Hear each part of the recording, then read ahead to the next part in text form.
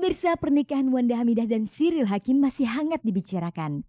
Kali ini berkaitan dengan keabsahan perceraian Cyril Hakim dengan istri pertamanya Halidah Ina Sofi. Seperti pernyataan pengacara Cyril Hakim Ferry Firman Nur Wahyu SH kepada Cek dan Dicek menjelang pernikahan Cyril Hakim dan Wanda Hamidah Sabtu 29 September lalu, bahwa gugatan cerai Cyril Hakim atas istri pertamanya Halidah Ina Sofi telah diputuskan Pengadilan Agama 20 September lalu.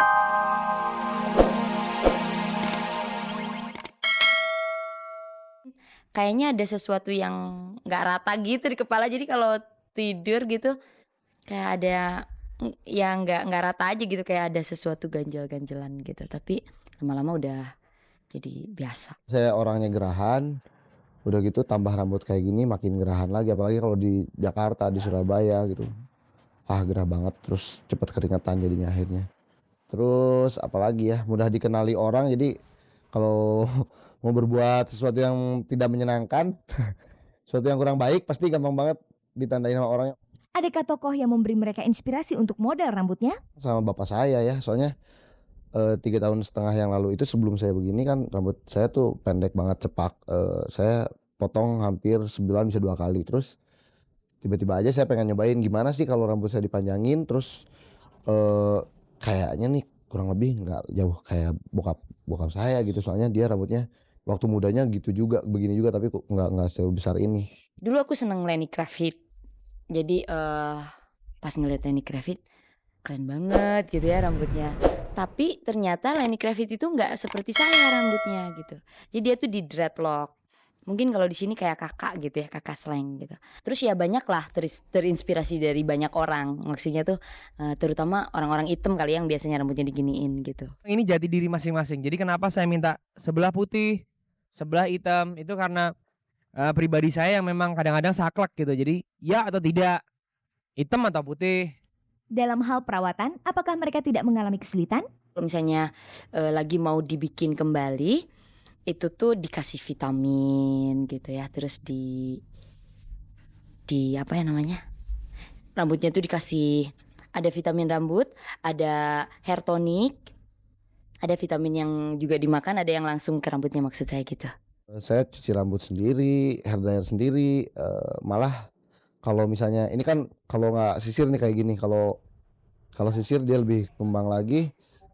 Sisir pun saya sendiri, soalnya kalau disisirin sama orang pakai hairdresser gitu, kalau untuk misalnya mau perform di TV gitu ya, udah ada hairdresser, tapi tetap aja saya sisir sendiri karena kalau sama hairdresser sakit malah. Apakah dengan gaya rambut seperti itu mereka lebih percaya diri? Ya kadang-kadang saya ngerasa keren, kadang-kadang kebanyakan sih biasa aja kok. Dari ya saya nggak begitu penampilan sih orangnya gitu. Tapi kalau untuk tujuan tertentu ya performing ya kayak ngeband gitu, terus untuk acara-acara TV ya lebih pede aja gitu.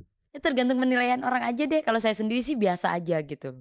Saya nggak merasa seksi atau keren atau apa, enggak. Jadi ya biasa aja gitu. Namanya kan entertainment, hiburan.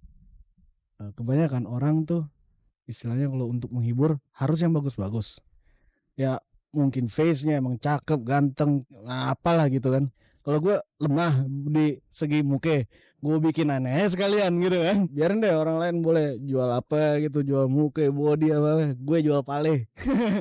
Pernahkah mereka punya pengalaman unik yang berkaitan dengan model rambut mereka? Nggak unik-unik amat sih ya, udah jadi akhirnya udah biasa juga karena sering gitu. Suka ada ibu-ibu hamil yang pengen megang rambut, ada yang pengen narik, ada yang pengen megang doang, ada yang pengen jambak. Terus apa ya, pernah saya disengin anak-anak masukin koin jigoan yang sekarang kan kecil banget, dimasukin, ketahuan, wah siapa nih yang iseng, buang. Besoknya pagi-pagi bangun tidur ternyata ada satu lagi, rupanya dimasukinnya 2. Gue lagi jalan sama cewek gue, gimana ya, Plaza Indonesia tuh, gue inget banget lagi jalan, ada orang di belakang jalan sama ceweknya juga, nyela tuh, tarik aja tuh rambutnya katanya, kata cowoknya gitu ke ceweknya. Gue denger, ya gue kesel kan, biasain apa gitu. Gue balik bareng, gue tantangin, apa lo ngomong apa tadi, coba kalau berani, gue bilang gitu. Pucat langsung pergi deh.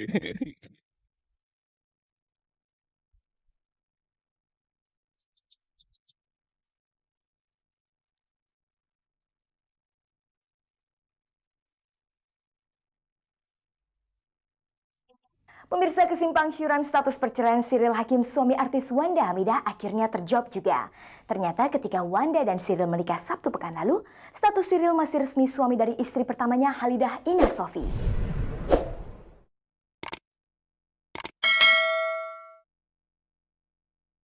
Pemirsa, pernikahan Wanda Hamidah dan Cyril Hakim masih hangat dibicarakan. Kali ini berkaitan dengan keabsahan perceraian Cyril Hakim dengan istri pertamanya Halidah Ina Sofi. Seperti pernyataan pengacara Cyril Hakim Ferry Firman Nur Wahyu SH kepada Cek dan Dicek menjelang pernikahan Cyril Hakim dan Wanda Hamidah Sabtu 29 September lalu, bahwa gugatan cerai Cyril Hakim atas istri pertamanya Halidah Ina Sofi telah diputuskan Pengadilan Agama 20 September lalu. Namun ternyata hingga tanggal 29 September saat Cyril Hakim dan Wanda Hamidah resmi menikah, surat putusan itu belum ditandatangani oleh Halidah Ina Sofi dengan alasan bahwa masih ada hal-hal yang belum diselesaikan oleh Cyril Hakim dalam perceraiannya itu. Ternyata masalahnya menyangkut pembagian harta gono gini. Kabarnya Halidah Ina Sofi atau Dona belum mau menandatangani surat cerai sebelum Cyril memindahkan namanya atas barang-barang yang akan diberikannya kepada Dona dan anak-anaknya. Itulah sebabnya pada tanggal 3 Oktober kemarin, Cyril Hakim dan Dona dipanggil untuk mengikuti sidang ikrar di Pengadilan Agama Jakarta Selatan. Ketika itu hanya Ciko yang datang didampingi pengawal pribadinya serta pengacaranya Ferry Firman Nur Wahyu SH. Sementara di pihak Dona hanya diwakili oleh pengacaranya Sugiono SH. Sidang ikrar apakah yang mereka jalani? Antara Ciko dan pihak Dona yang diwakili oleh pengacaranya Sugiono SH ternyata memberi keterangan yang berbeda mengenai sidang ikrar apakah yang mereka jalani. Ciko mengaku sejak tanggal 20 September lalu ia telah resmi bercerai dari Dona. Sementara menurut Sugiono ketika itu perceraian Ciko dan Dona belumlah syah. Berikut keterangan mereka. Putusannya itu udah diketok palu. Saya sudah cerai itu sejak 20 September. Berapa? 20 kemarin udah diketok. Tadi pengalihan harta. Hartanya besok barusan di depan notaris. Ikrarnya sah. Mulai hari ini berarti mereka memang sudah bukan suami istri. Kalau hari kemarin mereka masih suami istri gitu. Lantas sidang ikrar apakah yang diputuskan hakim tadi? Itu ikrar. Itu pengambilan ini aja, pengalihan. Ikrar pengalihan harta bersama. Gini. Gono gini. 100% harta bersama saya alihkan ke mantan istri saya. Putusan dibacakan tanggal 5. Hah? Apa aja? Sepeda. Beca. Ya yang normal aja, rumah, mobil gitu. Belum gugatan harta gono gini. Kalau yang sama suaminya klien saya itu dia akan memberikan beberapa hartanya ke klien saya. Dijanjikan beberapa kan. Ya artinya bukan harta gono gini gitu loh. Kalau harta gono gini kan mesti ada inventarisasi dan sebagainya kan gitu. Menurut Sugiono, meskipun Ciko telah mengatakan di hadapan pers bahwa ia akan membagi seluruh harta gono gininya untuk mantan istri dan 2 anaknya, namun sejauh ini Sugiono mengaku belum mendapat kejelasan tentang hal itu dari pihak Ciko. Agaknya perbedaan pendapat antara Ciko dan Sugiono sempat mengundang ketegangan. Saat sidang berlangsung, Ciko dan Sugiono sempat bertengkar. Si Cyril itu kan enggak tahu kenapa tiba-tiba marah. Kan saya minta ditunda supaya semua yang dijanjikan dilaksanakan. Dia kan janji besok gitu kan. Sesudah putusan sampai sekarang kan belum ada pelaksanaan. Terus tadi saya bilang saya ini cuman kuasa hukum dari klien, saya tak konfirmasi dulu. Marah dia kan gitu. Cuman itu aja, dia marah-marah ke saya enggak tahu kenapa kan gitu. Lantas bagaimana reaksi Ciko saat mengetahui kalau Dona belum mau juga menandatangani surat cerainya? Mungkin karena kuasa hukumnya kurang memberikan penjelasan yang baik seperti kuasa hukum saya. Kalau Dona belum mau menandatangani surat cerainya, berarti secara hukum saat Ciko dan Wanda Hamidah menikah 29 September lalu, ia masih berstatus suami Dona. Bagaimanakah komentar Ciko tentang hal itu? Sebenarnya kan ada cerai secara agama, ada cerai secara hukum ya.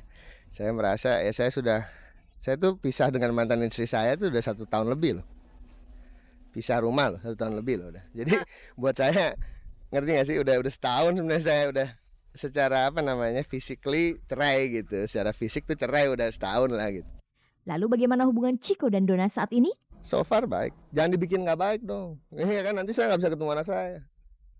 Saya mau minta tolong. Nah, saya minta tolong. Mau ngejar saya boleh, mau ngejar mantan istri saya itu terserah dia. Tapi jangan shoot anak saya dong. Mereka kan belum bisa milih mau di shoot apa enggak. Gitu ya.